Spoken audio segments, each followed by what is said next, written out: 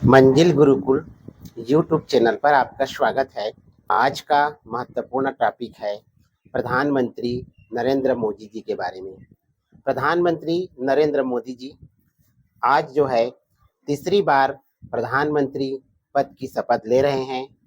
वे जो है बहुत ही अग्रणी नेता हैं और आइए आज उनके बारे में जानकारी इस वीडियो के माध्यम से प्राप्त करते हैं।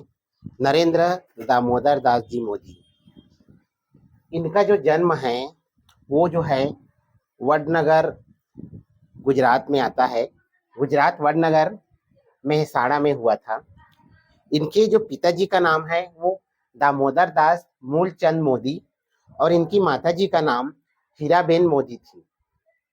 इनका विवाह जो है जसोदाबेन से हुआ है। इनका जो शुरुआती सफर है जो है बहुत ही संघर्ष के साथ गुजरा है और धीरे धीरे संघर्ष करते हुए आरएसएस से जुड़कर जो है आगे बढ़ते हुए इन्होंने जो है सबसे पहले राजनीतिक क्षेत्र में जो कदम रखा वो 2001। अगर हम इनकी राजनीतिक सफर की बात करें तो राजनीतिक सफर के रूप में मैं कहूँगा कि 2001 इनका स्वर्णिम सफर रहा, जिस दिन उन्होंने गुजरात के सीएम के रूप में इन्होंने शपथ ग्रहण किया। गुजरात के सीएम के रूप में उन्होंने 2001 से लेकर 2012 तक 4 बार चीफ मिनिस्टर के रूप में अपनी भूमिका निभाई और गुजरात को बहुत अग्रणी राज्य के रूप में विकसित किया। तो आइए जानते हैं कि 2001 यानी कि 7 अक्टूबर 2001 को मोदी जी ने पहली बार गुजरात के सीएम के रूप में शपथ लिया। 22 दिसंबर 2002 को दूसरी बार सीएम के रूप में शपथ लिया। 25 दिसंबर 2007 को तीसरी बार और 26 दिसंबर 2012 को चौथी बार गुजरात के सीएम के रूप में प्रधानमंत्री मोदी जो वर्तमान में है उन्होंने सीएम के रूप में शपथ लिया। तो इस तरह से 4 बार पहले वो गुजरात के सीएम रह चुके हैं। उसके बाद उनका जो राजनीतिक सफर और आगे बढ़ता गया। 2014 में उन्हें सीएम से पीएम कैंडिडेट के रूप में घोषित किया गया और 2014 में बीजेपी का रिजल्ट बहुत अच्छा आया।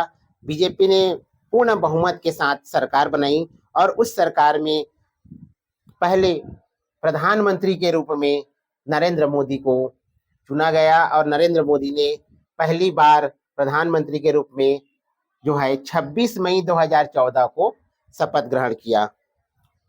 अपने कार्यकाल में अनेक योजनाओं का संचालन किया और इसी का परिणाम रहा कि 2019 के दूसरे कार्यकाल के लिए भी प्रधानमंत्री मोदी जी को पूर्ण बहुमत मिला। 303 सीट लेकर जो है वो पूर्ण बहुमत के साथ दूसरी बार उन्होंने सरकार बनाई और 30 मई 2019 को लगातार दूसरी बार प्रधानमंत्री के रूप में अपना कार्यकाल पूर्ण किया।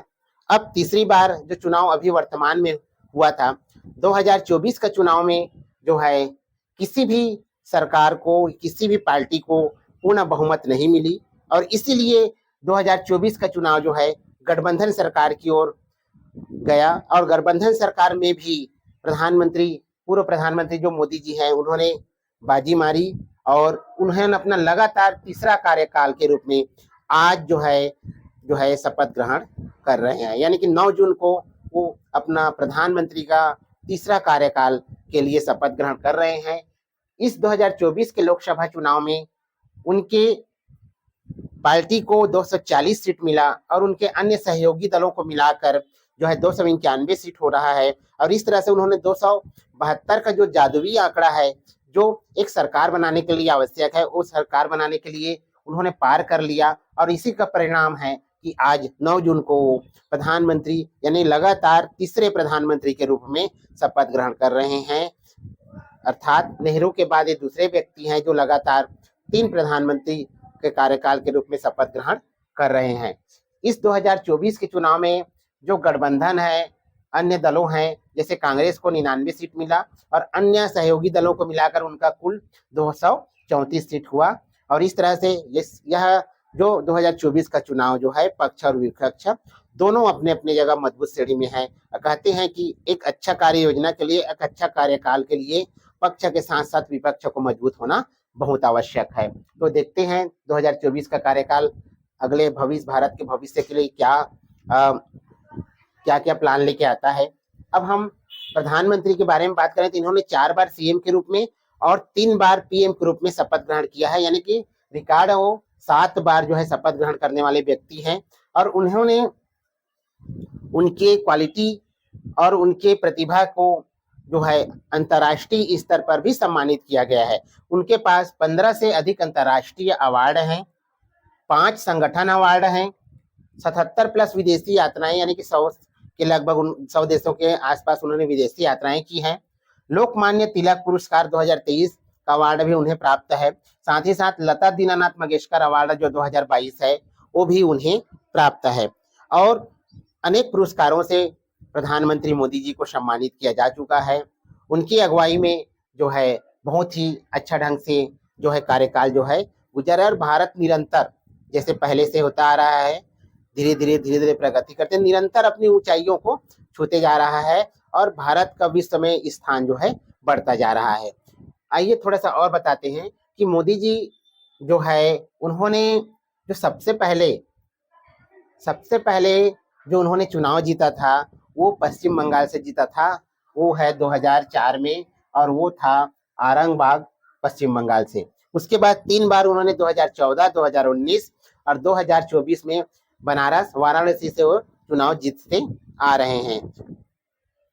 साथ ही साथ बनारस उनके लिए लकी रहा क्योंकि तीनों बार बनारस से उन्होंने चुनाव जीता है, तीनों बार उन्होंने प्रधानमंत्री पद का शपथ लिया है। उनके पूर्व कार्यकाल में जो योजनाएं जो चल रही हैं उनमें है नमामि गंगे योजना, स्मार्ट सिटी, उसके साथ डिजिटल इंडिया, जन धन योजना, सोलर परियोजना, उज्ज्वला योजना, किसान निधि, पीएम गरीब कल्याण, 370 में परिवर्तन, 3 तलाक खत्म, जीएसटी, नोटबंदी, new parliament, statue of unity.